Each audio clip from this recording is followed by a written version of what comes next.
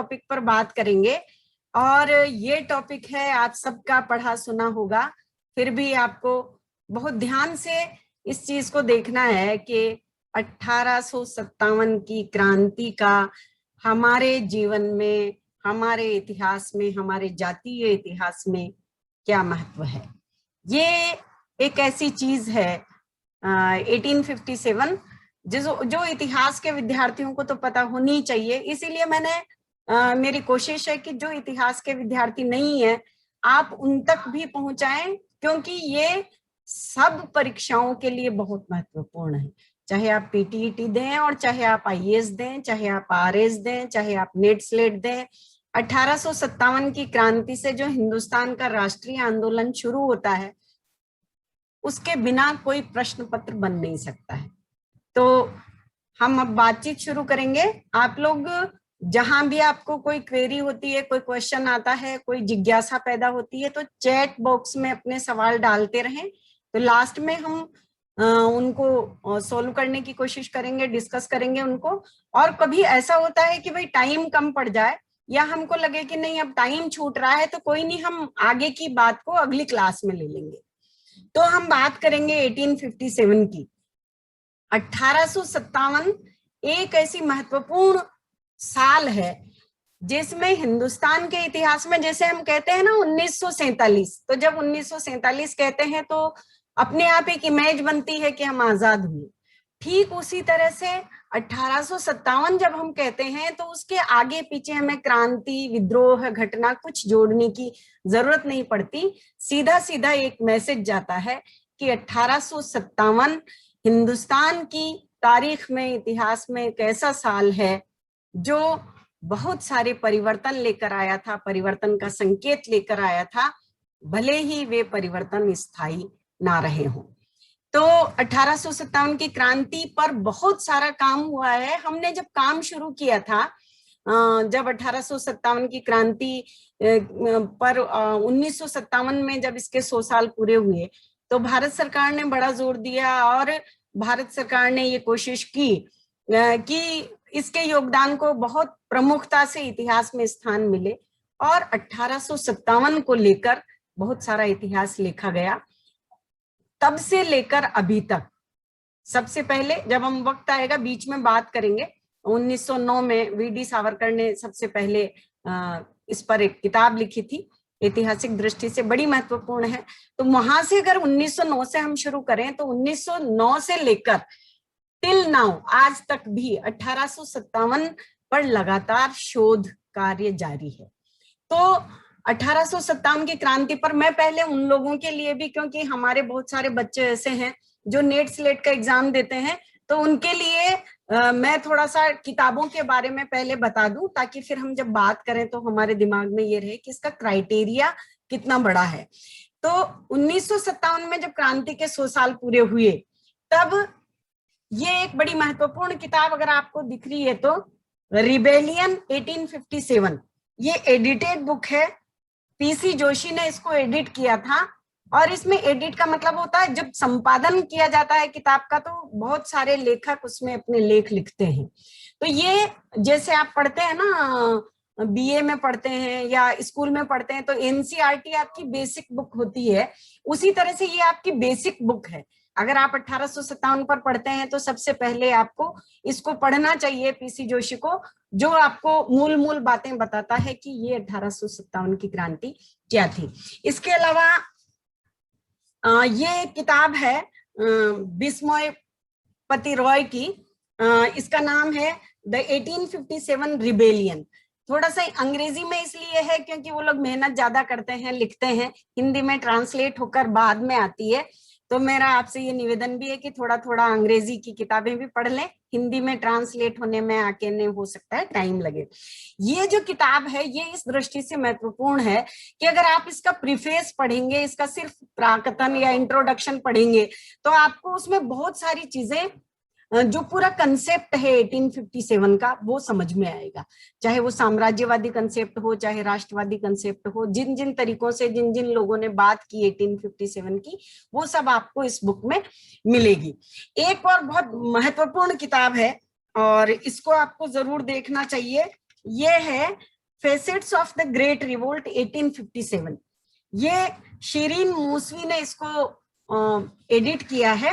और ये किताब क्योंकि बहुत बाद की है, मैंने आपसे कहा जब शुरू हुआ 1857 तो लोगों ने कहा ये सिपाहियों का विद्रोह है, तुलिका से ये प्रकाशित हुई है और 2008 का इसका प्रकाशन है। इस किताब में बहुत सारे लेख हैं और इस किताब की खासियत ये है कि 2008 तक आते आते सारा देश जो लगातार शोध हुए, काम हुए, उनसे ये पता लगा कि 1857 की क्रांति केवल कुछ लोगों का या कुछ सिपाहियों का विद्रोह नहीं था, बल्कि लोग वहां तक पहुंचे कि आदिवासियों ने किस रूप में भाग लिया, दलितों ने किस रूप में भाग लिया, ओबीसी की जो जातियां हैं, बहुत सारी जातियां हैं, उन्होंने बड़े पैमाने पर भाग लिया। तो अलग अलग औरतों का क्या कंट्रीब्यूशन रहा, प्रत्यक्ष या अप्रत्यक्ष। तो आज जब हम 2021 में 1800, और भी बहुत सारी किताबें हैं, अवध इन रिवोल्ट रुद्रांशु मुखर्जी की है, ये अवध के बारे में बात करती है। एक the mutiny outbreak at Meerut Palmer की है, ये पूरे मेरठ में किस तरह से बड़ा बलवा हुआ, दंगा हुआ, किस तरह से लोगों ने अंग्रेजों को हटाने की कोशिश की, उस पर है। और ये बड़ी एक प्रसिद्ध किताब है विलियम डेल रिम्पल की, द लास्ट मुगल। ये भी बहुत बाद में अभी लिखी गई है, इसको भी जरूर पढ़ना चाहिए। ये सब किताबें दिखाकर मैं आप लोगों को डराना नहीं चाह रही हूँ, सिर्फ ये बताना चाह रही हूँ कि बहुत सारा 1857 की क्रांति का जो शोध की गंगा शुरू हुई वो अभी रुकी नहीं है। इसलिए ये बहुत महत्वपूर्ण घटना है, इसको हमें समझना चाहिए, जानना चाहिए।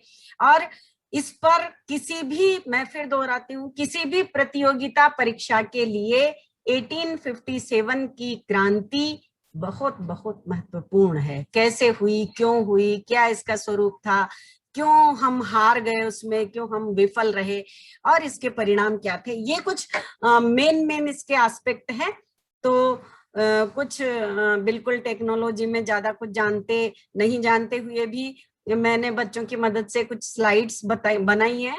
उन स्लाइड्स को हम शेयर करेंगे, उनके थ्रू थोड़ा आपको भी विजन होगा कि किस तरह से कौन सी वे मोटी मोटी बातें हैं जिनसे हम 1857 की क्रांति को समझेंगे। तो सबसे पहले जो बात आती है वो आती है 1857 की क्रांति के कारण। हम इतिहास में कोई भी घटना जब पढ़ते हैं तो यही सबसे पहले जो उत्सुकता होती है, जिज्ञासा होती है एक इतिहास के विद्यार्थी की, वो ये होती है कि आखिर कोई भी घटना, कोई भी क्रांति, कोई भी युद्ध, कोई भी विचार जिसने दुनिया को बदला हो, वो घटित क्यों हुआ, उसके पीछे क्या कारण है। तो सबसे पहले हम 1857 की क्रांति के कारणों की बात करेंगे। ये इस स्लाइड में मैंने कुछ मुख्य मुख्य कारणों को हाईलाइट किया है। इसको अगर हम देखें तो हम ये जानते हैं, आप इतिहास के विद्यार्थी जानते हैं कि 1857 की क्रांति, भले ही जिसे हम राष्ट्रीय स्तर का विद्रोह है और क्रांति कहते हैं, इससे पहले भी हिंदुस्तान में छुटपुट किसानों के और आदिवासियों के कई सारे विद्रोह हो चुके थे। और ये जो 1857 की क्रांति है, ये जब संपन्न हुई तो सबसे पहले बंगाल में, आप इसके साथ अगर नक्शा देखें हिंदुस्तान का तो आपके दिमाग में बंगाल आ रहा होगा। बंगाल में सबसे पहले फरवरी में ही 1857 में 19 इन्फेंट्री की इन्फेंट्री यानी जो पैदल सैनिक थे, उन्होंने विद्रोह किया था, लेकिन उसको भी दबा दिया गया। फिर बैरकपुर में विद्रोह हुआ, उसको दबा दिया गया। फिर मंगल पांडे का विद्रोह आप सब जानते हैं, मंगल पांडे का बड़ा नाम है, जिन्होंने 1857 की क्रांति में जिनके नाम से जाना जाता है और जिनको फांसी की सजा भी हुई थी, उन्होंने गोली मार दी थी ब्रिटिश अधिकारियों को, सैनिक अधिकारियों को। तो ये कुछ छुटपुट घटनाएं हैं जहां से 1857 की पृष्ठभूमि तैयार होती है। लेकिन सबसे बड़ी घटना जो होती है वो होती है जब 10 मई 1857 को फ्रांस अरे सॉरी, फ्रांस में हम पहुंच गए। मेरठ में क्रांति हुई, सैनिकों की क्रांति। सैनिकों ने मेरठ में विद्रोह किया 10 मई 1857 को, और यहां से फिर ये विद्रोह आगरा, अलीगढ़, मथुरा, दिल्ली, इलाहाबाद सब जगह पर फैला। फिर इसके बाद 11 मई को ये सैनिक मेरठ से दिल्ली पहुंचे, और दिल्ली में इन्होंने इतना बड़ा विद्रोह किया कि बहुत शीघ्र ही, जल्दी ही इन्होंने दिल्ली पर कब्जा कर लिया। और दिल्ली पर कब्जा करने के बाद इन्होंने दिल्ली का जो शासक था बहादुर शाह जफर, जो मुगल साम्राज्य का अंतिम शासक हम कह सकते हैं अंग्रेजों के लिहाज से, उनको तैयार किया नेतृत्व करने के लिए। बहुत बुजुर्ग ये शासक था, लेकिन सैनिकों के आग्रह पर ये तैयार हुए, और दिल्ली से 1857 की क्रांति का नेतृत्व शुरू हुआ।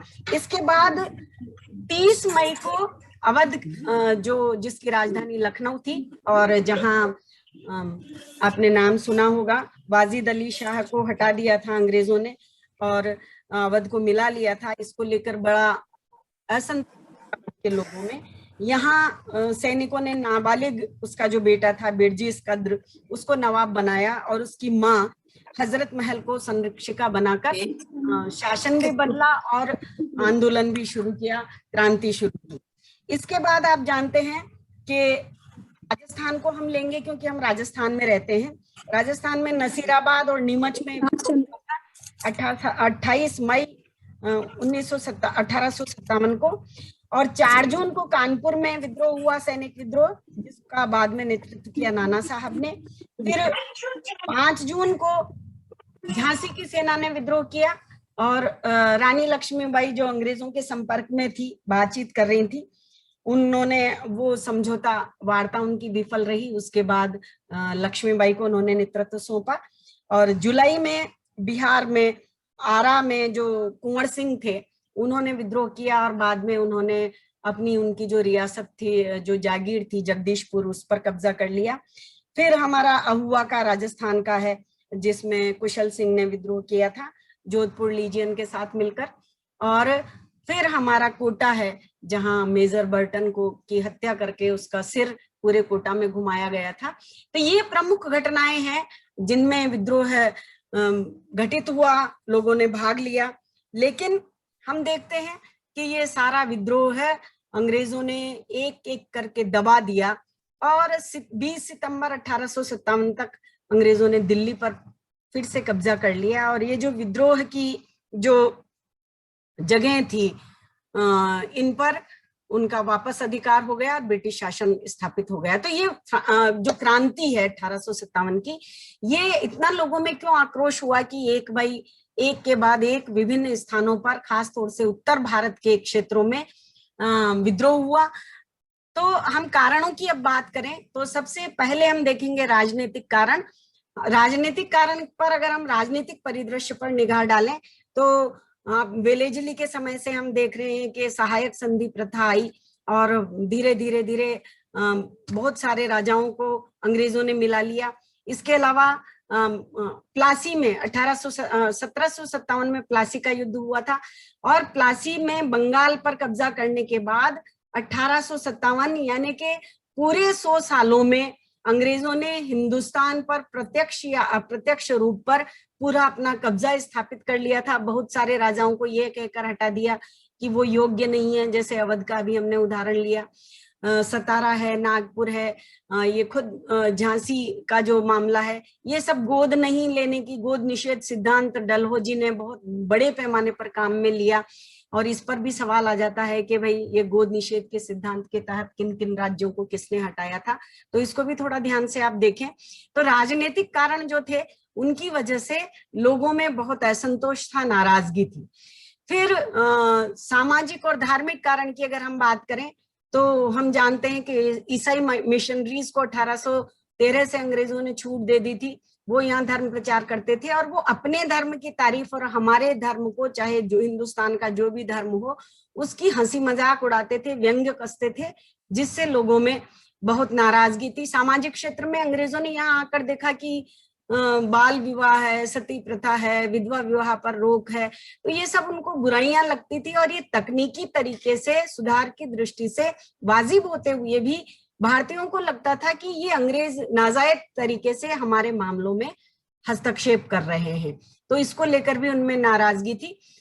फिर बहुत प्रसिद्ध कारण है, बहुत लोक प्रचलित कारण है, सिपाहियों में जो असंतोष था, वो असंतोष कई कारणों से था। उनको बहुत कम तनख्वाहें देते थे अंग्रेजों की तुलना में, उनका प्रमोशन वैसे नहीं होता था जैसे अंग्रेज अधिकारियों का, सिपाहियों का होता था। उनको नीचे नीचे लेवल पर काम कराते थे और उनसे से ज्यादा काम लेते थे। उनके जो धार्मिक प्रतीक थे, जैसे सरदार कृपाण रखते हैं, बाल बढ़ाते हैं तो वो नहीं बढ़ा सकते, हिंदू है तो तिलक नहीं लगा सकते, मुस्लिम है तो दाढ़ी नहीं बढ़ा सकते। तो इस तरह के जो सिपाहियों को की जरूरत थी, रोजगार थी, तो वो सेना में तो जाते थे, भर्ती होते थे, लेकिन जैसा सुलूक अंग्रेज वहां कर रहे थे उससे सिपाहियों में बहुत ज्यादा नाराजगी थी। आर्थिक कारण में आप जानते हैं, हमने धन निष्कासन का सिद्धांत भी पिछले दिनों में पढ़ा था कि किस तरह से अंग्रेजों ने हिंदुस्तान को बहुत चूस लिया था, निचोड़ लिया था। राजस्व की जो पद्धतियां थी, धन निष्कासन, व्यापार का जो उनका तरीका था, जिस तरह से यहाँ से वे कच्चा माल ले जाने लगे थे, यहाँ का तैयार माल बिकना बंद हो गया था। तो इन सब कारणों से जो आर्थिक स्थिति थी, हिंदुस्तान के लोग लगातार बेरोजगार और गरीब होते जा रहे थे। अफीम की नीति है राजस्थान में, खासतौर से हम बात करें तो ज्यादा से ज्यादा वो राजस्व वसूल करते थे। राजाओं से जो खिराज लेते थे वो बहुत ज्यादा होता था। एक स्टडी तो ने कहा, एक स्टडी में ये भी आया सामने कि पिंडारियों ने और मराठों ने जितना 50 सालों में नहीं लूटा, उतना अंग्रेज 10 साल में लूट कर ले गए। तो ये जो स्थिति थी, इसकी वजह से हिंदुस्तान में असंतोष था। और फिर जो बाहर की दुनिया में जो कुछ हो रहा था, जिस तेजी से बदलाव आ रहे थे, जो घटनाएं घट रही थी, उनकी वजह से भी हिंदुस्तान लग रहा था कि अगर दुनिया के दूसरे हिस्सों में बदलाव होते, एकीकरण की प्रक्रिया चल रही है, नेपोलियन ने बहुत सारा राष्ट्रवाद वहां बढ़ाया है, अंग्रेजों के यहाँ खुद वहां लोकतंत्र है, लेकिन हमारे यहाँ इस तरह का नहीं है। स्कॉटलैंड में, आयरलैंड में जो कुछ सत्ता के खिलाफ हो रहा था, वैसा हमारे यहाँ के लोगों के पास भी छन छन कर धीरे धीरे खबरें आ रही थी। और उन खबरों की वजह से लोग चाहते थे कि अगर अंग्रेजों को दूसरे चुनौती दे सकते हैं तो हमारे यहाँ भी बदलाव। लेकिन जिस चीज ने बिल्कुल, जिसको हम कहते हैं कि हम किनारे पर खड़े हैं और कब कूदें, तो कुदाने वाला जो काम किया वो था तात्विकरण, जिससे आप सब लोग बहुत अच्छे तरीके से परिचित हैं। वह है चर्बी वाले कारतूसों का प्रयोग। चर्बी कारतूस एक रॉयल इनफील्ड राइफल बनकर आई थी ब्रिटेन में, और वो जो राइफल थी उसको काम में लेने के लिए जो कारतूस नया बना था, उस कारतूस को जब आप डालेंगे राइफल में, तो आपको पहले मुंह से उसको तोड़ना, उस कैप को, उसकी तोड़ना पड़ेगा। और ये अफवाह भी थी और कुछ हकीकत भी थी। खाली अफवाह भी हम नहीं, अफवाह तो इस अर्थ में कि वो पूरे देश के सैनिकों में फैल गई, लेकिन बात ये थी, खबर ये पहुंची कि ये जो चर्बी वाले कैप है, ये कैप सुअर की और गाय की चर्बी से बन रही है। तो सुअर हिंदुस्तान के मुसलमानों के लिए पवित्र चर्बी यूज कर सकते हैं और गाय हिंदुओं के लिए। तो दोनों धर्म, जो बड़ी संख्या में जिस धर्म के अनुयायी यहाँ रह रहे थे, हिंदू और मुसलमान, उनको लगा कि ये अंग्रेज हर चीज ऐसी क्यों लाते हैं जो हमारे धर्म के खिलाफ है। तो उनको लगा कि सीधा ही हमारे धर्म पर इनका हमला है। तो जब ये चर्बी वाले कारतूस की अफवाह फैली और समाचार फैले, तो हिंदुस्तान की सब जगह के जो सैनिक थे, खास तौर से उत्तर भारत में, उनको लगा कि वो इसका उपयोग क्योंकि उनका धर्म भ्रष्ट हो जाएगा, तो उन्होंने करना शुरू किया। और जब मना करना शुरू किया तो अंग्रेजों ने पहले इन सैनिकों की जो बटालियन थी उनको ही भंग कर दिया, लेकिन 1, 2, 3 कहां तक करते। आखिर में 10 मई आई गई और मेरठ से हिंदुस्तान के विद्रोहियों ने, जो सैनिकों ने जो क्रांति शुरू की, विद्रोह शुरू किया, वो देखते ही देखते हिंदुस्तान के सब जगह फैल गया। कहाँ कहाँ फैला ये हमने देखा है। अब दूसरी हम बात करेंगे कि 1857 की क्रांति के प्रमुख नेता कौन कौन है। तो दिल्ली में जनरल बख्त खान ने इसका नेतृत्व किया था। बहादुर शाह जफर पूरे देश के नेता थे, इसलिए यहाँ ये कंफ्यूजन ना हो कि दिल्ली में जनरल बख्त खान है तो बहादुर शाह जफर कहाँ गए। मेरठ में धन सिंह कोतवाल, जिन्होंने जो बंदी थे और जो सैनिक थे सबके गेट खोल दिए थे, वो कोतवाल थे, दरवाजे खोल दिए और लोगों को लेकर गए थे। तो मेरठ में धन सिंह कोतवाल का प्रमुख योगदान था। कानपुर में नाना साहेब, आप जानते ही हैं, जिनसे बिठूर छीन लिया गया था। लखनऊ में बेगम हजरत महल थी, जिनका शासन भी ले लिया था, अवध को अंग्रेजों ने छुड़ा लिया था, इसलिए वहां भी असंतोष था। बरेली में खान बहादुर ने नेतृत्व किया। फैजाबाद में मौलवी अहमदुल्ला ने किया। झांसी की रानी लक्ष्मीबाई आप जानते हैं, बिहार के कुंवर सिंह हैं, और बागपत के शाहमल। बागपत के शाहमल का नाम हम बहुत बाद में जान पाते हैं, जो पुरानी इतिहास की किताबें हैं उनमें ये नहीं मिलता है। और बागपत के शाहमल का बड़ा रोल इसलिए महत्वपूर्ण हो जाता है हमें जानना कि कई बार इस पर सवाल पूछ लिया जाता है। ये जाट नेता लंबे समय तक अंग्रेजों के खिलाफ बहादुरी से युद्ध लड़ा था। और कोटा में तो जयदयाल थे, आपकी जानकारी क्योंकि हमारे इलाके की बात है, तो जयदयाल यहाँ नेतृत्व किया था। लाला हरदयाल उनके साथ थे, महाबत खां थे, और भी 4-5 लोग थे।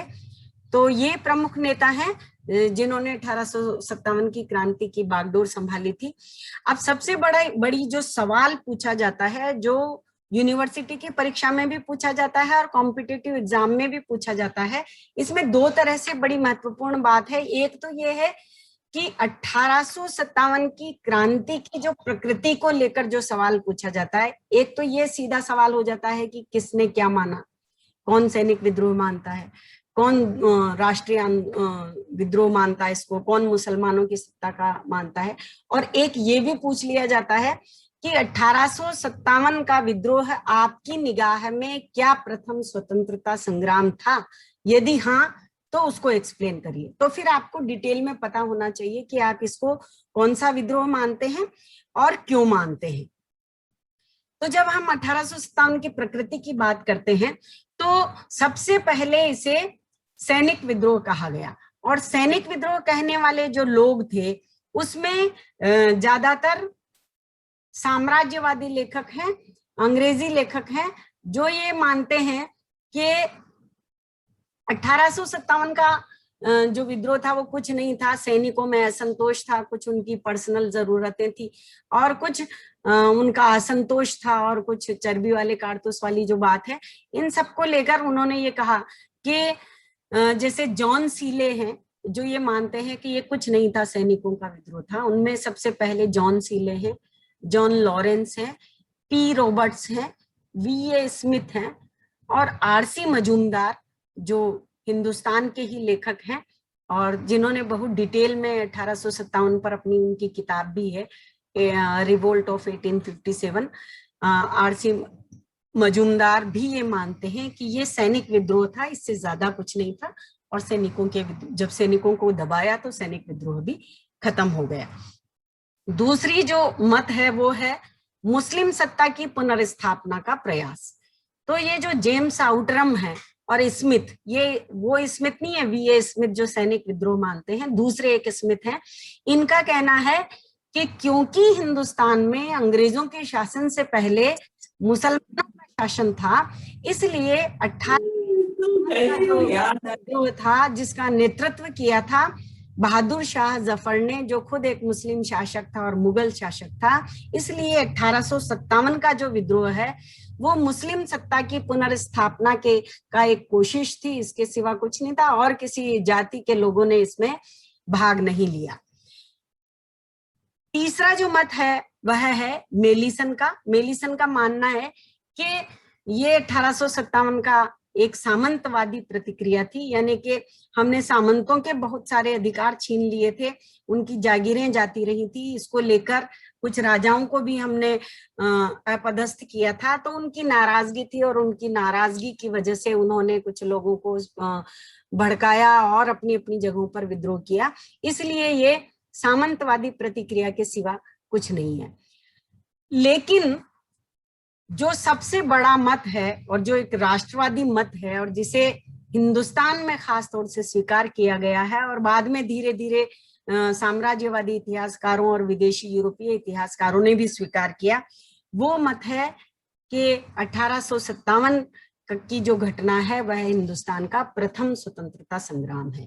सबसे पहले 1909 में वीडी सावरकर ने किताब लिखकर ये मत दिया कि यह हिंदुस्तान का पहला स्वतंत्रता संग्राम है। इसके बाद पट्टाभी सीतारमैया ने इस मत का समर्थन किया, अशोक मेहता ने खुद किताब लिखकर इसका समर्थन किया, जवाहरलाल नेहरू ने उनकी जो 2-3 बड़ी महत्वपूर्ण किताबें हैं, भारत एक खोज और ऑटोबायोग्राफी, और जो तमाम उनका जो सोच है, वो एक बहुत बड़े इतिहासकार भी थे जवाहरलाल नेहरू, उन्होंने भी कहा और स्थापित किया कि यह प्रथम स्वतंत्रता संग्राम था। अब जब हम इसको प्रथम स्वतंत्रता संग्राम मान लेते हैं, और अभी हम जिन किताबों की बात कर रहे थे उन किताबों में भी लोगों ने अब तो सिर्फ ये भी जाहिर कर दिया है कि किस तरह से महिलाओं ने भाग लिया, किस तरह से आदिवासियों ने भाग लिया, किस तरह से दलितों ने, पिछड़ी जातियों ने, नीचे की जातियों ने अपने अपने तरीके से 1857 की क्रांति में अपना योगदान दिया था। इसलिए अब 1857 को एक राष्ट्रीय आंदोलन मानने में, प्रथम स्वतंत्रता संग्राम मानने में किसी को कोई इतराज नहीं है। अब क्योंकि टाइम हो रहा है इसलिए आगे का हम बाद में डिस्कस कर सकते हैं। अगर आपको कोई सवाल है तो आप उनको पूछें, नहीं तो फिर हम इसको कंटिन्यू करें।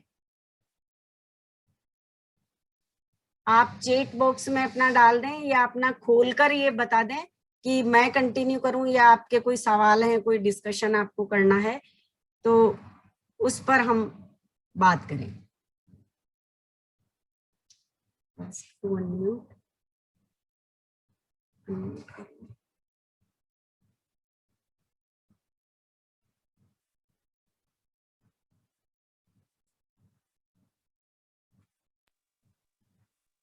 कंटिन्यू रखें मैम?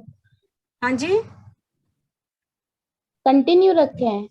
अच्छा, कंटिन्यू रखते हैं जी। तो अब हम बात करेंगे क्रांति की असफलता के कारण, यानी कि ये क्रांति असफल क्यों रही। तो जब हम असफलता की बात करते हैं तो सबसे पहला है योग्य नेतृत्व का अभाव। बहादुर शाह जफर बिल्कुल बूढ़े थे और उनको जाकर मेरठ से लोगों ने, सैनिकों ने कहा कि आप नेतृत्व संभाल लिए, तो संभाल लिया उन्होंने, लेकिन अंग्रेज जैसी पावरफुल शक्ति के सामने जिस तरह के राष्ट्रीय क्षमता वाले, नेतृत्व वाले, कौशल वाले, सबको जोड़ने वाले, बौद्धिक, सब तरह से जिस तरह से चाहिए थी नेतृत्व की क्षमता, उस नेतृत्व का अभाव था, इसलिए हम उसको संगठित नहीं कर पाए। दूसरी बड़ी बात, राजाओं ने अंग्रेजों का साथ दिया, उन्होंने अपने अपने क्षेत्रों में विद्रोह को दबाया, उठने नहीं दिया, और अगर उठा भी तो उसको दबा दिया। इससे जो राष्ट्रीय आंदोलन में भाग लेने वाले लोग थे, उनके खिलाफ अंग्रेजों के साथ देशी राजाओं की ताकत मिल गई। अगर वो मदद करते विद्रोहियों की तो वो ज्यादा सफल हो सकता था। जो हिंदुस्तान में एक नया मध्यम वर्ग उभरा था, अगला जो कारण है मध्यम वर्ग की उदासीनता, तो हम देखते हैं कि जो मध्यम वर्ग अंग्रेजों के आने के बाद बड़ी संख्या में उभरा था और एक स्थापित वर्ग था, लेकिन इस वर्ग ने भी अपने आप को अलग रखा, उदासीन रखा, क्योंकि वो जो स्थितियां थी उसमें वो अपने को एडजस्ट करने में, अपना फायदा उठाने में, अपने को अनुकूलित करने में लगा रहा।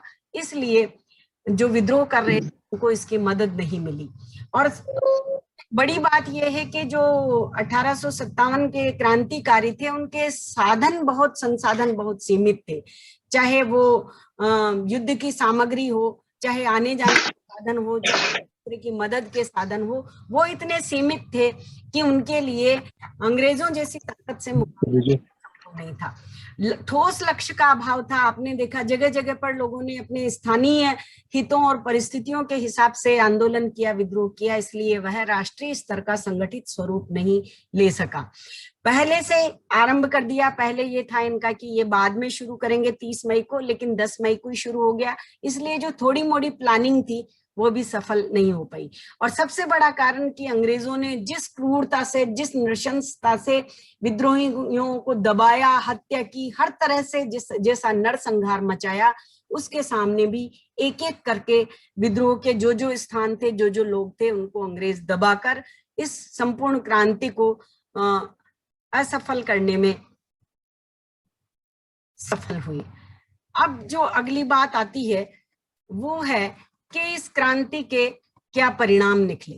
तो जब हम परिणाम की बात करते हैं तो सबसे बड़ा परिणाम तो यही है कि ईस्ट इंडिया कंपनी का शासन समाप्त कर दिया गया और अब हिंदुस्तान में ब्रिटिश क्राउन ने खुद सत्ता संभाल ली। और फिर महारानी का घोषणा पत्र जारी हुआ और महारानी के घोषणा पत्र के माध्यम से अंग्रेजों ने 1857 की क्रांति को देखते हुए वे सब बदलाव किए जिससे हिंदुस्तानियों के असंतोष को दूर करके यहाँ राजाओं को विश्वास में लेकर, यहाँ नौकरियां देने की बात करके या धर्म के मामले में हस्तक्षेप न करके करने की बात करके यहाँ लोगों को शांत करने की, संतुष्ट करने की कोशिश की गई। और सबसे बड़ा परिणाम जिसने हिंदुस्तान में एक दंश की तरह, नासूर की तरह काम किया, वो था सांप्रदायिकता की अंग्रेजों की नीति। अंग्रेजों ने देख लिया था कि 1857 की क्रांति में मुसलमानों और हिंदुओं ने कंधे से कंधा मिलाकर जिस तरह से अंग्रेजों के सामने वे खड़े हुए थे, यह एकता बहुत खतरनाक साबित हो सकती है। यह सोचकर अंग्रेजों ने आगे जो काम किए, आगे जो नीति बनाई, जो उनकी प्रशासनिक नीति का मूल सिद्धांत उन्होंने बनाया, वो ये बनाया कि अब वो हिंदुस्तान के लोगों में धर्म के आधार पर फूट डालेंगे। इसलिए अब उन्होंने शुरू की जो नीति रही वो रही हिंदुओं का पक्ष लेकर, क्योंकि मुस्लिम नेतृत्व था, मुसलमान मोहम्मद शाह जफर ने इसका नेतृत्व किया था, इसलिए उन्होंने मुसलमानों को एक तरह से उपेक्षित करने की या मजा चखाने की नीति अपनाई और सेना का फिर से पुनर्गठन किया, सेना को फिर से बांटने की कोशिश की जाति के आधार पर। उसमें बहुत सारे मॉडिफिकेशंस किए कि जो आदमी जहां का है उसको वहां पोस्टिंग न दी जाए ताकि वो असंतोष को भड़का सके। और सबसे अंतिम लेकिन सबसे महत्वपूर्ण जो परिणाम था वो ये था कि राष्ट्रीय आंदोलन, जो हम इसको प्रथम स्वतंत्रता संग्राम कह रहे हैं, हिंदुस्तान की जनता ने आगे चलकर इसको अपनी आजादी की पहली लड़ाई के तौर पर लिया और उससे प्रेरणा ग्रहण की। उनके सामने बहुत सारी चीजें, और मैं तो ये कहूंगी कि बच्चों को ये भी दिमाग में रखना चाहिए कि बाद में गांधी ने जो अहिंसा का आंदोलन चलाया और ये किया कि हमको शस्त्र से नहीं लड़ना है, तो उसके पीछे बड़ी जो भूमिका थी कहीं ना कहीं वो 1857 की जरूर रही होगी कि हमने हथियारों से लड़कर देख लिया, हम नहीं जीत पाए, तो हम ऐसी टेक्निक काम में लें तो दुनिया की सबसे बड़ी ताकत को हम सबक सिखा सकें। और बहुत मायने में बहुत सफल भी ब्रिटिश सरकार इसमें रही। अब क्योंकि हमारे पास 2-2.5 मिनट बचे हैं, कुछ महत्वपूर्ण सवाल हैं जिन पर सब तरह के विद्यार्थियों को ध्यान देना चाहिए। जवाब आप ढूंढेंगे और लिखेंगे, तैयारी करेंगे, ये आपका होमवर्क है। एक बड़ी इंटरेस्टिंग टिप्पणी है कि पहला सवाल मैं पढ़ रही हूं, आप चाहें तो स्क्रीनशॉट ले लें यहाँ इसका। यहाँ पड़ी हुई यह औरत विद्रोहियों के बीच एकमात्र पुरुष विद्रोही थी। यह पड़ी हुई औरत एकमात्र पुरुष विद्रोही थी। यह वाक्य किसने किसके लिए कहा था? और मैं एक और जोड़ रही हूं इसमें, क्यों कहा था, ये आपको करना है। दूसरा सवाल है, यह धर्म के संघर्ष के रूप में शुरू होकर स्वतंत्रता संघर्ष के रूप में समाप्त हुआ है 1857 का विद्रोह, यह किसने कहा था? फिर एक सवाल है, 1857 की क्रांति के समय भारत का गवर्नर जनरल कौन था? अंग्रेजों के खिलाफ इस क्रांति में गुरिल्ला पद्धति से कौन लड़ा था? नेक्स्ट सवाल है, राजस्थान में इस क्रांति के किन्हीं 2 केंद्रों के नाम लिखिए। क्रांतिकारियों के प्रतीक चिन्ह क्या थे और गोद निषेध सिद्धांत के अंतर्गत सबसे पहले अंग्रेजों ने किस राज्य को हड़पा था? और एक आसान सवाल भी है, क्रांति के समय ब्रिटेन का क्राउन कौन था? तो समय के दबाव में हमने कुछ सवाल बनाए। प्रकृति पर मैंने आपसे पहले ही चर्चा कर ली है, 1857 की क्रांति की जो प्रकृति है उस पर भी है, और भी बहुत सारे सवाल बनते हैं। आप एक्सक्यूज मी मैम, जी मैम मुझसे पहले जो क्वेश्चंस थे एक बार वो वापस से स्क्रीन पे डाल दीजिए, मेरा स्क्रीनशॉट नहीं हो पाया था। अच्छा, कौन बोल रहे हो? मैं रक्षा बोल रही हूँ मैम। उससे पहले वाला फर्स्ट जो क्वेश्चन था ना कि एक हाँ, पड़ी हाँ। हुई महिला थी, हाँ, हाँ, यही हाँ। वाला थैंक यू सो मच। किस क्लास में हो आप? मैम मैं क्लास में नहीं हूँ एक्चुअली, मुझे दुबे सर ने आपका लिंक शेयर किया था। ओके। और कुछ सवाल हो आपके पास?